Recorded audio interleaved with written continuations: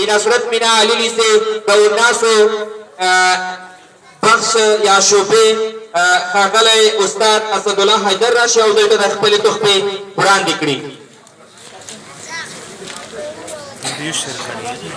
لال محمد د شاپل زوی د نهم ټولګي زده کوونکی کامیاب اوله نمره خپله تحفه د ښاغلي سرښوونکي صاحب نورشه څخه ترلاسه کړي.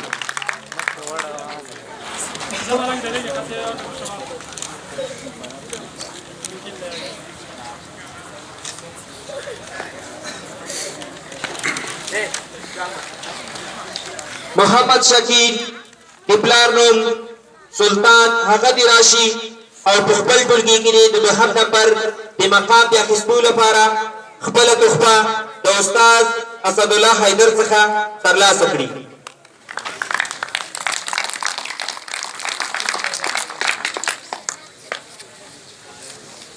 او اماده دې اوسي د نهم ټولګي د دریم مقام اخیستونکی رحمت الله لیوال د پلار نوم جمعګل هغه دې راشي او د خپل دریم نمبر د مقام د اخیستو په موخه د خپل تخایف ترلاسه کړي.